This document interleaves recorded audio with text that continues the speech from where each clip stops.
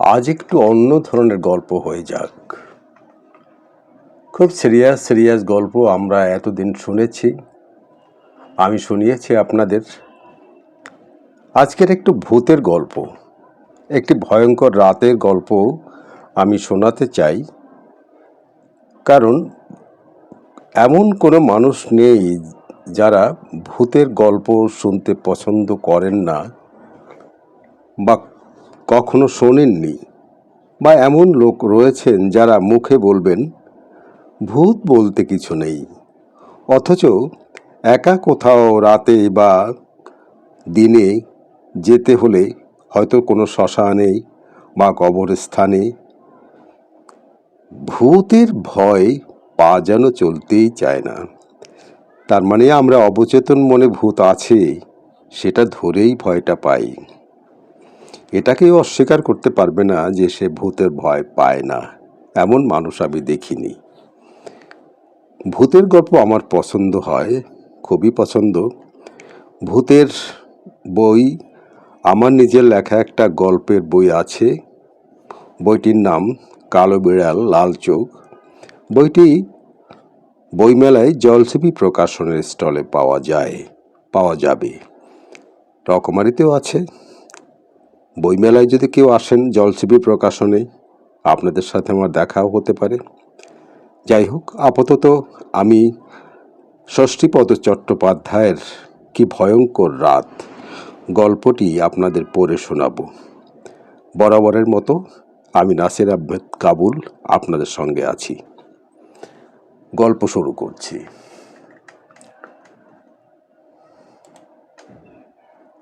1950 সালের কথা।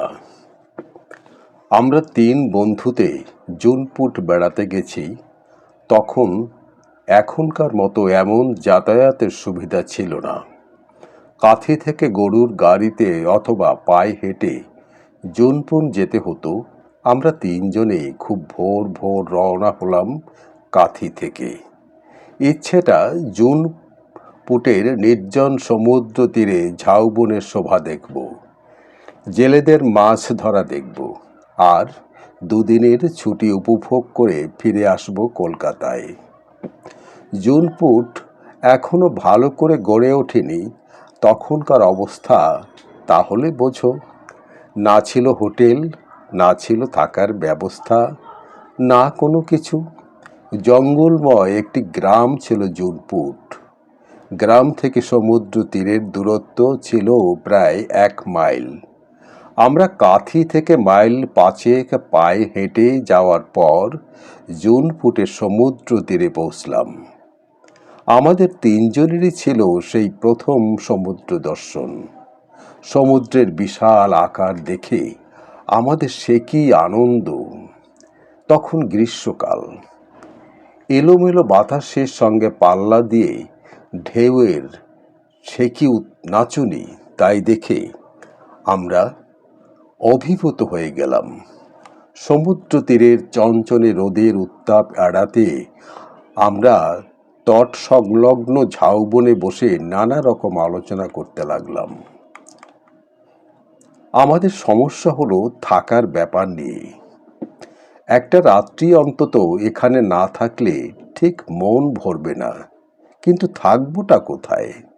কাছে পিঠে থাকার মতো কোনো আশ্রয়স্থানই দেখতে পেলাম না।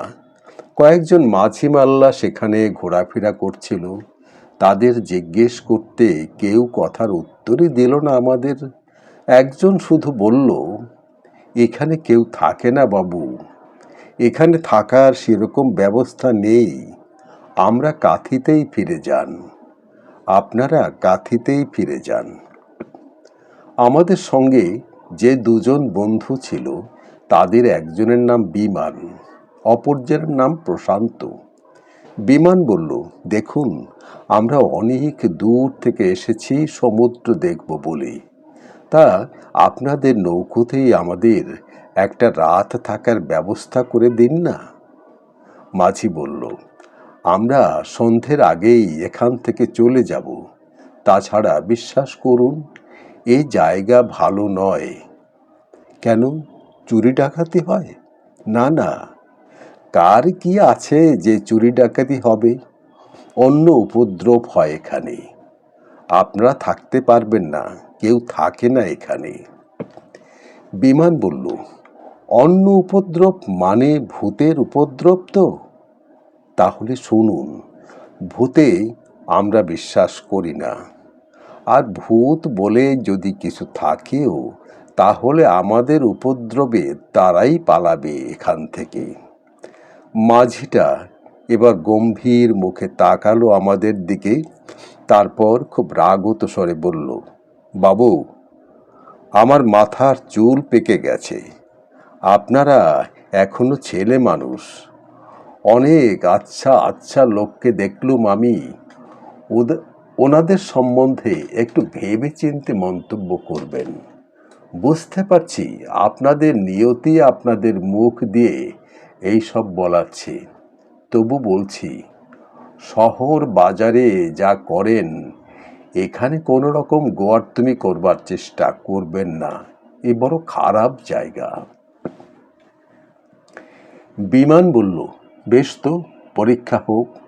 আপনাদের কুসংস্কার বড় না আমাদের সাহস? যা ইচ্ছে করুন। আমি এখানকার ব্যাপারে জানি বলেই সাবধান করে দিলাম আপনাদের। আর একটু পরেই পাড়ি দেব আমরা সাগর দ্বীপে। কেউ থাকবো না এখানে, তখন মরবেন। প্রশান্ত বলল, সাগর দ্বীপ এখান থেকে কত দূর? তা দূর আছে বই কি, বরং চলুন আপনার আমাদের গ্রামে। তাই কি পারি? এই ঝাউবনে আজ রাত্রে ভূতের সঙ্গে ডান্স না করে কি করে যাই বলুন?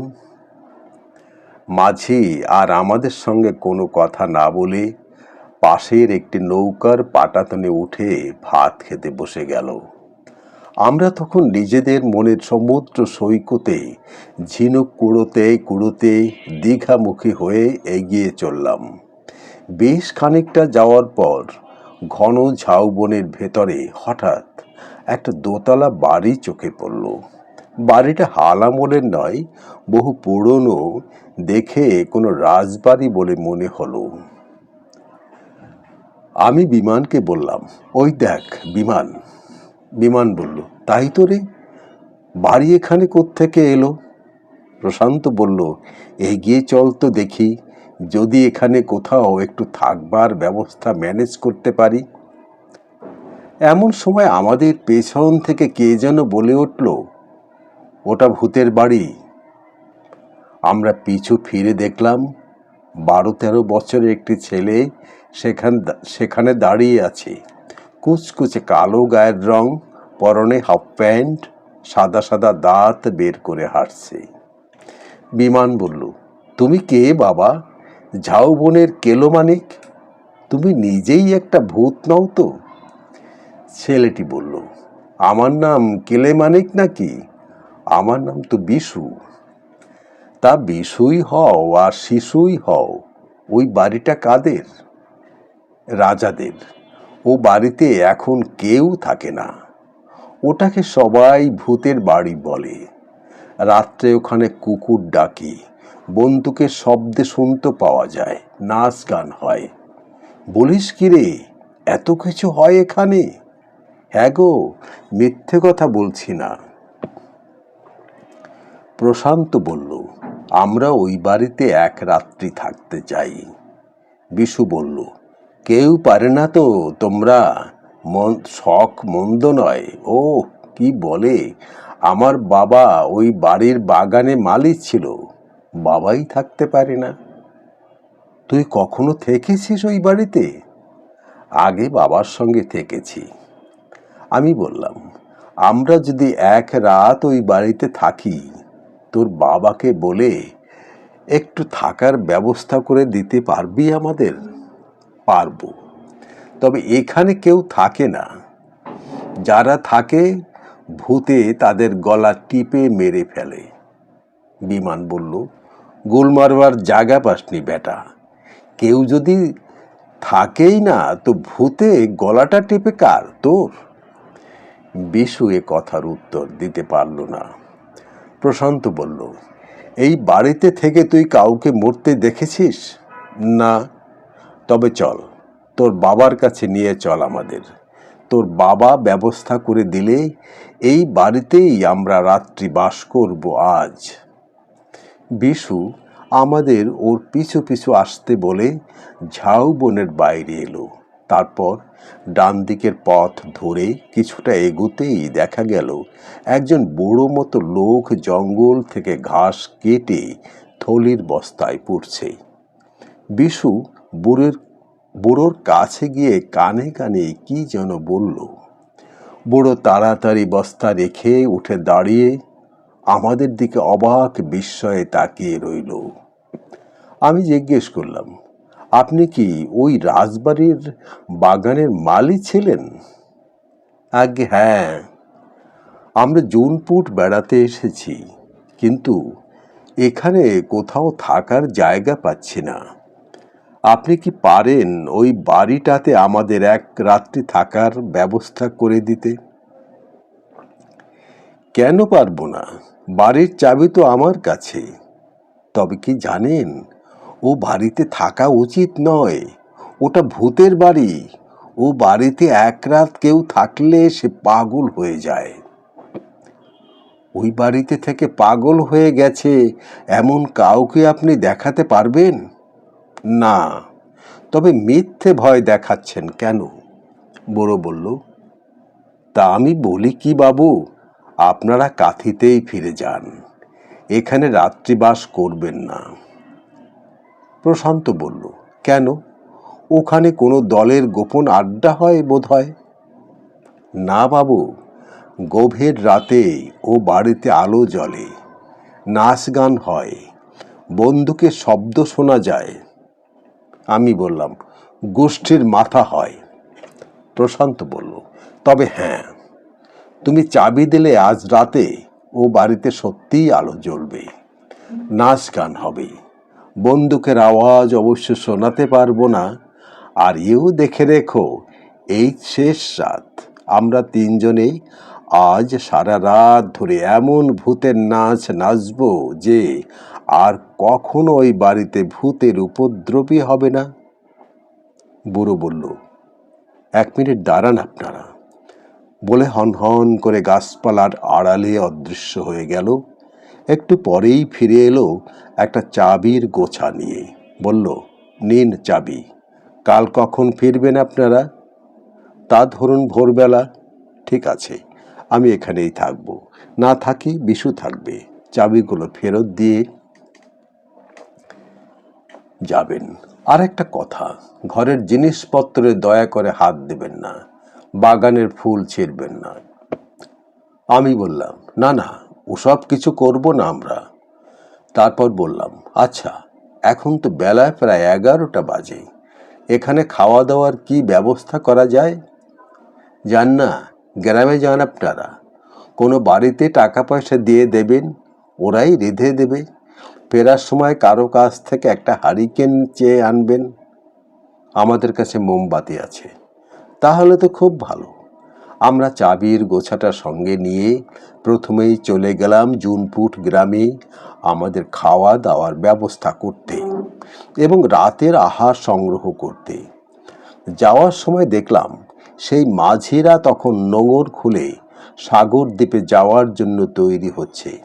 আমরা তাদের যাত্রা পথের দিকে চেয়ে থাকলেও তারা কিন্তু ফিরেও তাকালো না আমাদের দিকে। গ্রামে গিয়ে আমরা খাওয়া দাওয়া সেরে রাতের জন্য কিছু মুড়ি আর রসগোল্লা নিয়ে আবার সমুদ্র সৈকতে ফিরে এলাম। সমুদ্র এখন আরো অশান্ত, আরো উত্তাল। যত জোরে হাওয়া বইছে সমুদ্র ততই ফুলছে। আমরা বালুচরের গা ঘেঁষে ঝাউবনে ঢুকলাম।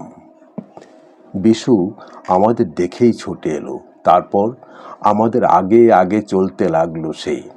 আমি বললাম, কিরে বেটা, বেশ তো মনের আনন্দে নাচতে নাচতে যাচ্ছিস, ভয় করছে না? বিশু বলল, ভয় করবে কেন, আপনারা তো আছেন।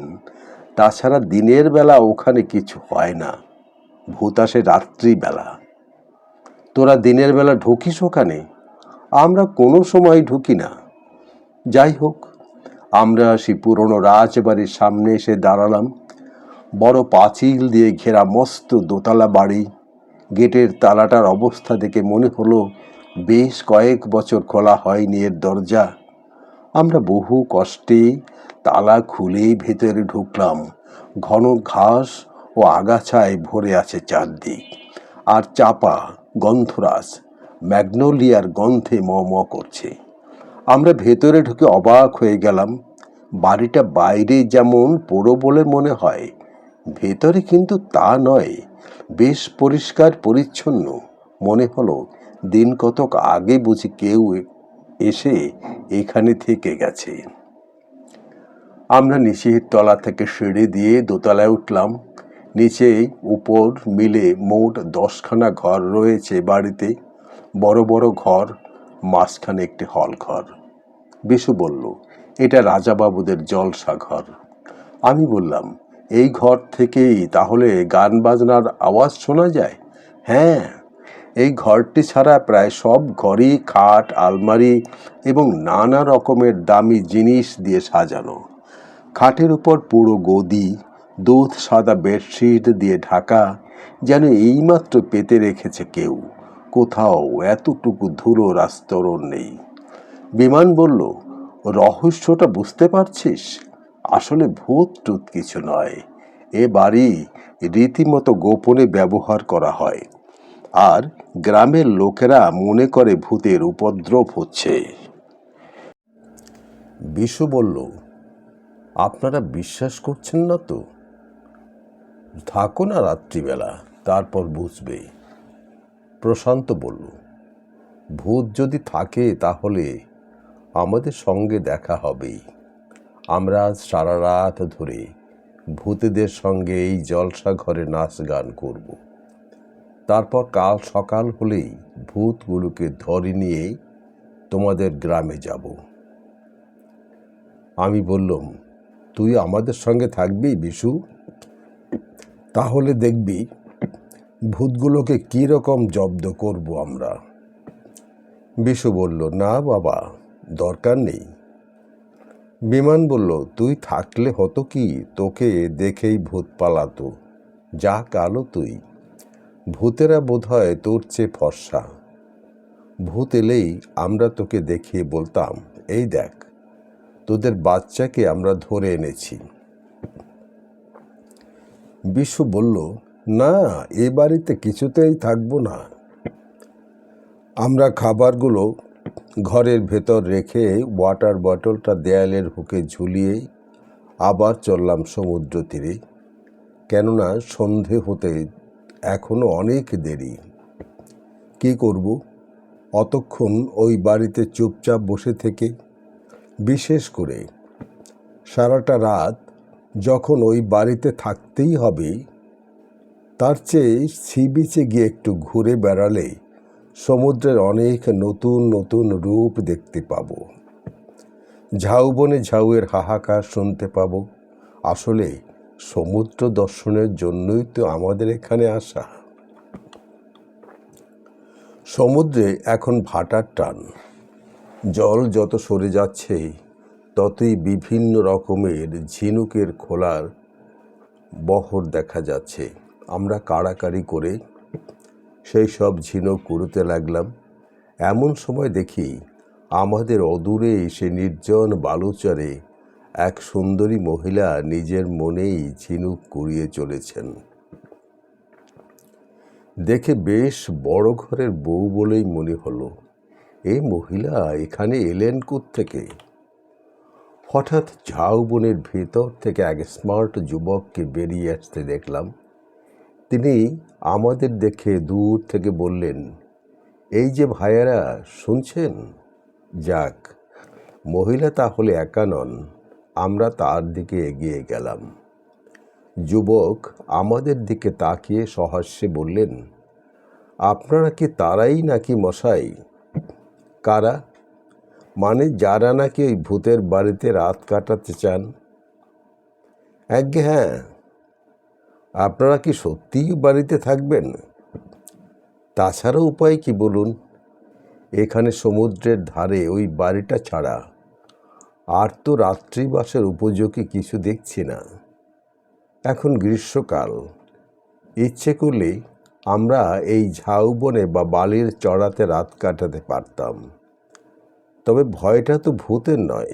ধরুন যদি সাপে কামড়ায়, সাপকে ভয় করি, তাই সাহসে ভর করে এই বাড়িতে রাত কাটাবো আমরা। তাছাড়া এও একটা অ্যাডভেঞ্চার। ভূতের গল্প অনেক শুনেছি, কিন্তু ভূতকে চাক্ষুষ কখনো দেখিনি। তাই জেদের বশে থাকছে এই বাড়িতে। যদি ভূত থাকেও এই সুযোগে তার দেখাটা পেয়ে যাব। যুবক উৎসাহিত হয়ে বললেন, তাহলে ভাই একটা কথা বলবো? বলুন। আজ রাতে ওই বাড়িতে আমাদেরকেও আপনাদের সঙ্গে করে নেবেন? সে কি, ভয় করবে না আপনাদের? আমরা দুজনে হলে ভয় করত, কিন্তু আপনারা যখন আছেন তখন ভয় কি? আমরা সঙ্গে সঙ্গে রাজি হয়ে গেলাম। বললাম, দেখুন, যতই সাহসে ভর করে থাকি না কেন, তবু আমরা তিনজন আপনাদের পেয়ে আমাদেরও বুকে বল এলো। আর কিছু না হোক, সারা রাত গল্প করেও তো কাটাতে পারবো। যুবক অদূরে ঝিনুক কুড়োতে ব্যস্ত থাকা মহিলাকে ডাকলেন, সাথী, একবার শুনে যাও। মহিলা এক কোচর ঝিনুক নিয়ে এগিয়ে এলেন। এরাই সেই তিনজন যারা ওই বাড়িতে রাত্রিবাস করতে চাচ্ছেন। আমি এদের রাজি করিয়েছি আমাদের সঙ্গে নিতে। মহিলা খুব খুশি হয়ে বললেন, অজস্র ধন্যবাদ। আমি বললাম, আপনার ভয় করবে না? না ভাই, অত আমার ভূতের ভয় নেই। বিশেষ করে আপনাদের মতো ভাইদের সঙ্গে পেলে আমি এক রাত কেন 10 রাতও বাড়িতে কাটাতে পারি। আমি বললাম, খুব ভালো হলো। আমরা অবশ্য কাল সকালেই কাঁথি চলে যাব, কিন্তু আমরা যে ওই বাড়িতে রাত্রিবাস করতে যাচ্ছি, এ কথা কে বলল আপনাদের? সবাই বলছে। সবাই জেনে গেছে আপনারা আজ ওই বাড়ির অতিথি। এমন সময় বিশু এলো ছুটতে ছুটতে। আমি বলেছি গো। অদূরে মালিবড়োকেও দেখা গেল। মালিবড়ো ঘাসের বোঝা মাথায় নিয়ে কাছে এসে বলল, এই তো এনাদের সঙ্গে দেখা হয়ে গেছে দেখছি। তা ভালোই হয়েছে, দল বেঁধে থাকুন। তবে আমি এখনো বলছি, যা করছেন ঠিক করছেন না। সূর্য তখন অস্ত গেল। মালিবড়ো বলল, যান, একান্তই যাবেন যখন তখন এই বেলা চলে যান, আর দেরি করবেন না। বিশু হঠাৎ বলল, বাবা, আমি যাব ওদের সঙ্গে? মালিবড়ো লাফিয়ে উঠল, খবরদার, ওই বাড়িতে কেউ যায় না। তুই যদি যাস তো তোর আমার যেতে আপত্তি কি? বিমান হঠাৎ ধরে বসল। আচ্ছা, কেন আপনারা অহেতুক ভয় পেয়ে এত ভীত হচ্ছেন? কবে কি হয়েছে তা কে জানে? আমরা এতজন যখন আছি তখন ভয় কি?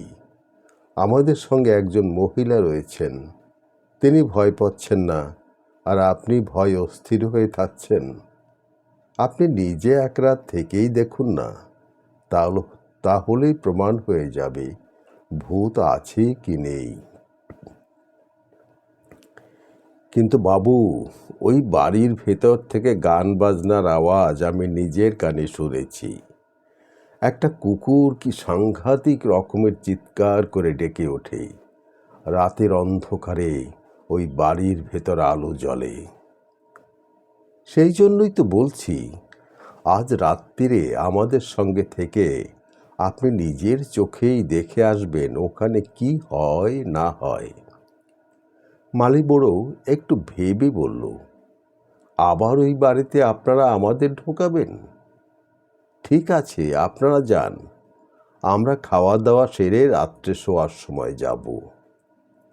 যাক, পথে এসেছেন, ভূত থাকলেও ভূত আপনার কি করবেটা শুনি। গলা টিপে মেরে ফেলবে, এই তো। যদি মেরেই ফেলে তাতেই বা হয়েছেটা কি? বলি, বয়স তো যথেষ্ট হয়েছে, আর কতদিন বাঁচবেন? মালি বুড়ো বলল, যান, তাড়াতাড়ি যান, ফটকটা খোলা রাখবেন, আমরা সময় মতো যাব। মালি বুড়োকে বিদায় দিয়ে আমরা 5 জনে ঝাউবনের ভেতরে সেই পোড়ো বাড়িতে এসে ঢুকলাম। সঙ্গে টর্চ ছিল। টর্চের আলোয় পথ দেখে দোতলায় উঠে পাশাপাশি 2টো ঘর নিয়ে এলাম আমরা। বাতি জ্বালালাম। মহিলা তো ঘর থেকে দারুণ খুশি। হ্যাঁ, এমন চমৎকার ঘর, খাট, বিছানা, রাজবাড়ি একটা। এরা বলে কিনা ভূতের বাড়ি। আমার তো মনে হচ্ছে সারা জীবন এইখানেই থেকে যাই। আমি বললাম, সত্যি? কি সংস্কার বলুন তো মানুষের। এরপর আমরা গোটা বাড়িটাকে দাপিয়ে বেড়ালাম প্রায়। তারপর সেই দরজা খুলে সবাই মিলে ছাদে উঠলাম। আহ, কি শান্তি! মাথার উপর নক্ষত্র খচিত কালো আকাশ। আমি রাত্রের নীরবতা ভেঙে হঠাৎ চেঁচিয়ে বললাম, ভূত বাবাজি, আমরা আজ রাত্রে আপনাদের অতিথি। আপনারা কোথায়? মহিলা খিলখিল করে হেসে জোরে জবাব দিলেন, সাড়া দেব না? আমি হাসতে হাসতে চেঁচিয়ে বললাম, তা বললে কি হয়, বলুন না কোথায়? মহিলা হেসে লুটোপুটি খেতে খেতে উত্তর দিলেন, আমি এইখানে আপনাদের সামনে। আপনার নামটা জানাবেন দয়া করে। হ্যাঁ, আমার নাম স্বাতী। যুবকী অমন হাসতে হাসতে বললেন, আমার নামটাও জেনে নিন, আমার নাম অরুণ কুমার। এবার আমরা সকলেই হো হো করে হেসে গড়িয়ে পড়লাম। আমি বললাম, যাক, আজ রাতে আমরাই তাহলে ভূতের ভূমিকায় অভিনয় করব। যুবক অর্থাৎ অরুণ কুমার বললেন, সত্যি আপনাদের পেয়ে যে কি ভালো লাগছে আমাদের। না হলে আমরা দুজনে তো হাঁপিয়ে উঠছিলাম। সাথীদি বললেন, চলুন, বেশি রাত করে লাভ নেই, খাওয়া দাওয়াটা সেরে নেওয়া যাক। আমাদের টিফিন ক্যারিয়ার ভর্তি লুচি আর মাংস আছে। আমরাও মুড়ি মিষ্টি নিয়ে এসেছি। সাথীদি ঠোঁট উল্টে বললেন, এ রাম, মুড়ি কি খাবে? মুড়ি আমি খেতে পারি না। তার চেয়ে মিষ্টিগুলো বরং কাজে লাগান। আপনারা বসুন, আমি টিফিন ক্যারিয়ারটা নিয়ে আসছি। আমি বললাম, না না সাথীদি, একলা যাবেন না, কাউকে সঙ্গে নিয়ে যান। প্রশান্ত, তুই বরং যা। কোনো দরকার নেই, এত ভূতের ভয় করি না আমি। তা বলছিলাম কি, আপনাদের সঙ্গে খাবার জল আছে তো? আছে। আমাদের ঘরে দেওয়ালের হুকে ওয়াটার বটলটা ঝুলিয়ে রেখে এসেছি। সাথে যে সিঁড়ির দরজা কাছে যেতেই আমি আবার বাধা দিলাম, শুনুন, একলা যাবেন না কিন্তু। সাথীদি হেসে বললেন, আমি একলাই যাব। আমি অরুণ বাবুকে বললাম, দাদা, ওর কথা শুনবেন না, আপনি বরং ওর সঙ্গে যান।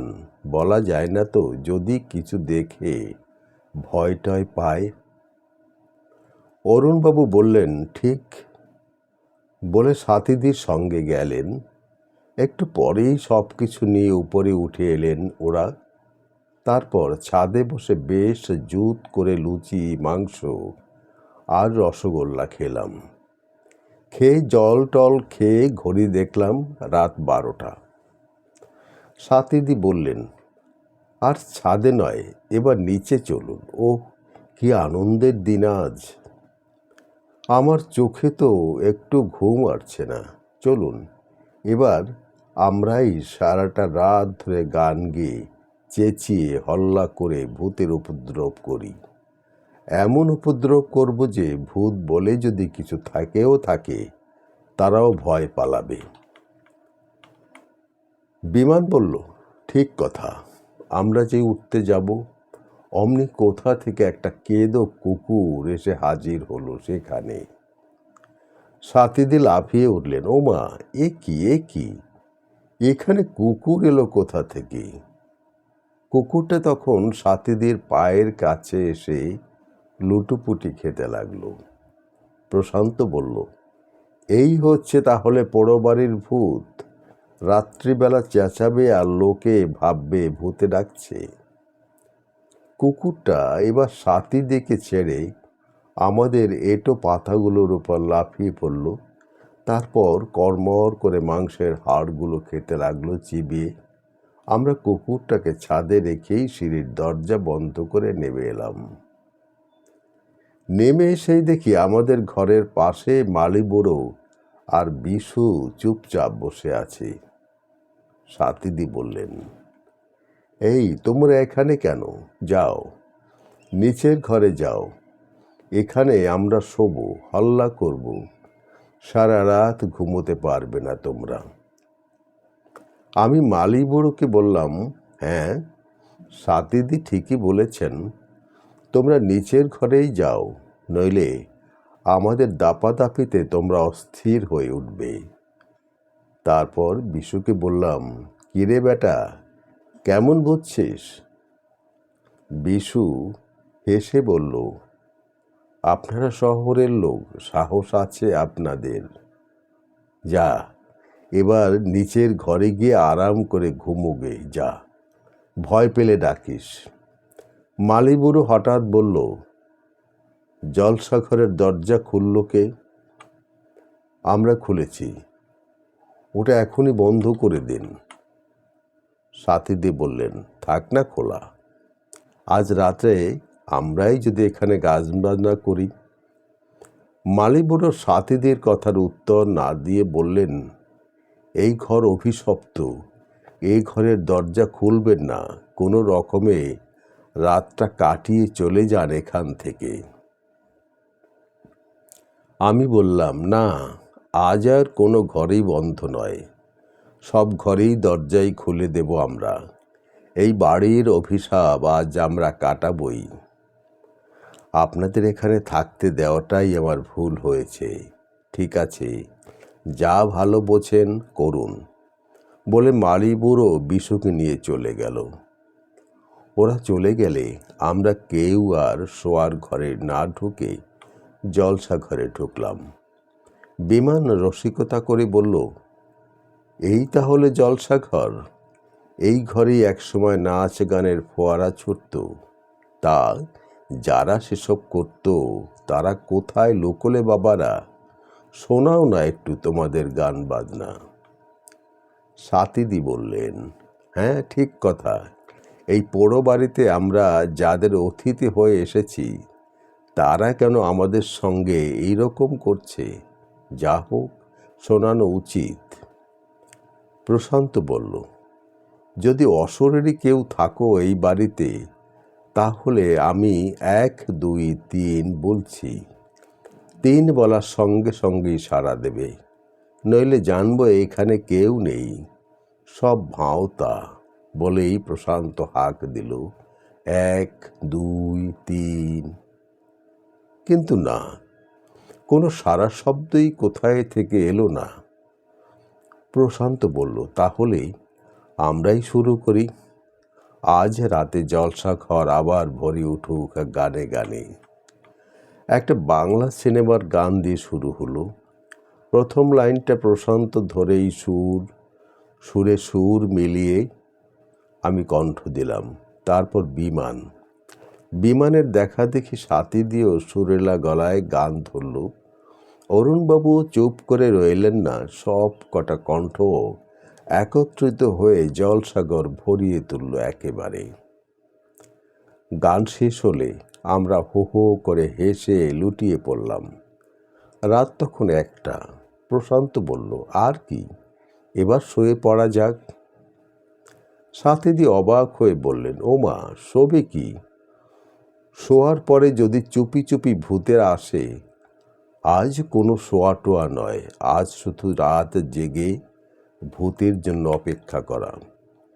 বিমান বলল, ঠিক, শুলেই গোলমাল। তার চেয়ে আমি বলি কি সাথীদি, আপনি একটা গান ধরুন, খুব ভালো গলা আপনার। সাথীদি বললেন, একা একা শুধু গলায় কি গান হয়? বেশ হতো যদি একটা হারমোনিয়াম থাকতো। অরুণবাবু বললেন, এই তো ঘরের কোণে একটা হারমোনিয়াম রয়েছে দেখছি। সাথীদি বললেন, কবেকার পুরনো, ওতে আওয়াজ বেরোবে? বলে হারমোনিয়ামটা কাছে টেনে রেটগুলো টিপে দেখেই সুরে সুরে ঘর ভরে গেল। হঠাৎ বিছে কামড়ালে যেমন হয়, ঠিক সেইভাবে লাফিয়ে উঠলেন সাথীদি। এ কি, আমার সারা গা জ্বলে যাচ্ছে কেন? আমার যেন কিরকম হচ্ছে, বড় কষ্ট হচ্ছে। অরুণবাবু উঠে গিয়ে সাথীদিকে ধরলেন, না না, ও কিছু নয়। কি কষ্ট হচ্ছে?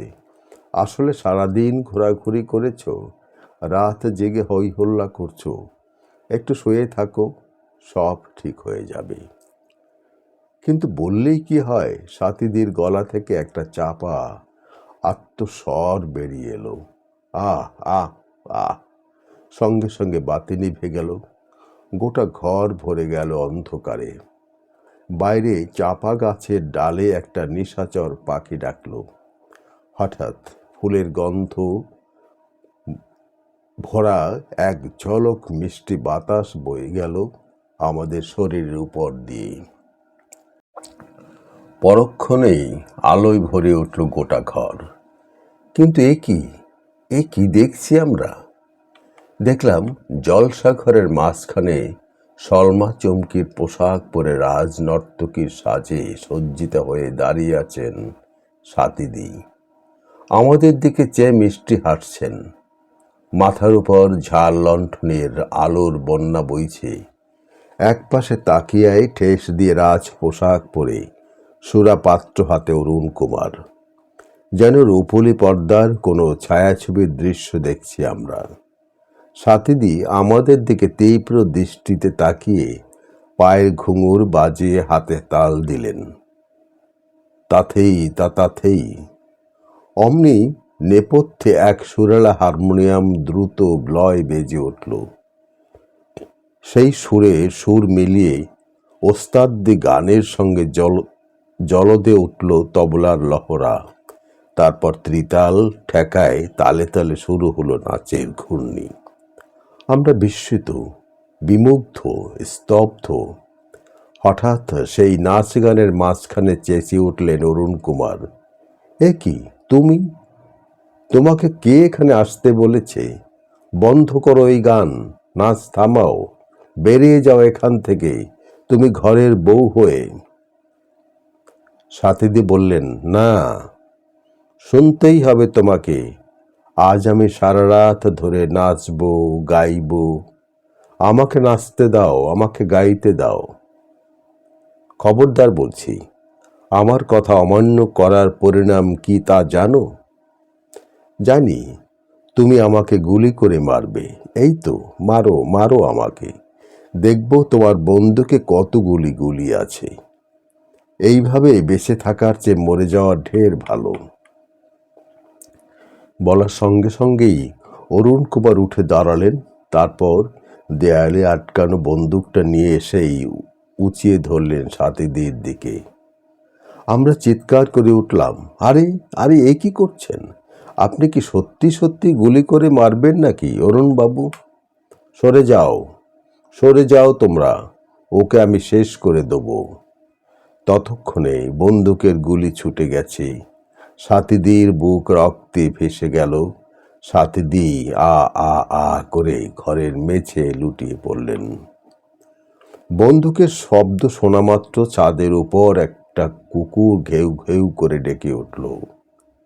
হঠাৎ দেখা গেল কুকুরটা ছুটে এসে ঝাঁপিয়ে পড়ল সাথীদির উপরে। এ কি করে সম্ভব? এ তো সেই কুকুরটা যেটাকে আমরা ছাদে রেখে সিঁড়ির দরজা বন্ধ করে নেমে এসেছি। আবার গর্জে উঠল বন্দুক। কুকুরটা আ আ উ করে যন্ত্রণায় কোকিয়ে স্থির হয়ে গেল। অরুণ কুমার হঠাৎ সাথীদের দিকে ঝুঁকে পড়ে বললেন, এ কি করলাম আমি? আমি কি সত্যিই মেরে ফেললাম তোমাকে? সাথী, তুমি কথা বলছো না কেন? এই সব চেঁচামেচি আর বন্দুকের শব্দ শুনে মালিবুড়ো বিশু ছুটে এসেছে উপরে। ভয় বিবন্ন মুখে দরজার একপাশে কাঠ হয়ে দাঁড়িয়ে আছে ওরা। মেঝে পড়ে থাকা রক্তাক্ত সাথীদের দিকে চেয়ে চোখের পাতা ফেলতেও ভুলে গেছে যেন। অরুণ কুমার চোখ লাল করে বললেন, তোরা এখানে কেন? কি চাই তোদের? মজা দেখতে এসেছিস? আতঙ্কে থতমত করছে ওদের মুখ। মালিবুড়ো কাঁপা কাঁপা গলায় বলল, এ কি করলেন দাদাবাবু? আপনি সত্যি সত্যি মেরে ফেললেন বৌদিমণিকে? Stop your word nonsense. তোদেরকেও আমি গুলি করে মারব। এই বাড়ির একটি প্রাণীকেও জীবিত রাখবো না আমি। যেমন করে সাথীকে মেরেছি ঠিক সেইভাবেই তোদেরকেও মারব। মালিবুড়ো আর বিশু তখন চোখের পলকে ছুটে পালালো সেখান থেকেই। অরুণ কুমার বন্দুক উঁচিয়ে তাড়া করলেন ওদের। কোথায় পালাবি বাছাধন? আমি বিস্মিত বিমূঢ়। কি যে হচ্ছে, কেন হচ্ছে, মাথা মুন্ডু কিছু বুঝতে পারছি না তার। তবু আমরা ছুটলাম ওদের পিছু পিছু। যে করেই হোক এই হত্যা লীলা বন্ধ করতেই হবে। বিমল বলল, কি হচ্ছে অরুণবাবু? আপনি পাগল হয়ে গেলেন নাকি? আপনি কি জানেন খেয়ালের বশে কি কাণ্ড করেছেন আপনি? আমরা সবাই যে একবার থেকে অ্যারেস্ট হয়ে যাব। অরুণবাবু অরুণ কুমার তখন বারান্দায় কাছে ছুটে গেলেন। বিশু এক লাফে গেট পার হয়ে গেল, কিন্তু মালিবুড়ো পারল না।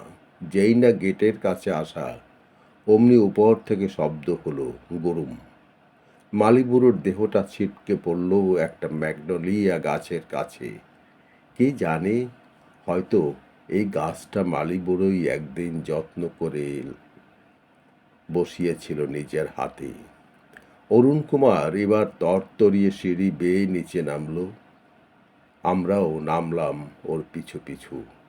অরুণ কুমার গেট পেরিয়ে ছুটে গেলেন ঝাউ বনের দিকে। আমরাও ছুটছি। ওই তো বিশু, সেও ছুটছে প্রাণের দায়ে। ওকে বাঁচাতেই হবে। অরুণ কুমার আবার বন্দুক চালালেন। অসহায় বিশুর কাতর আর্তনাদ শোনা গেল, আ আ আ।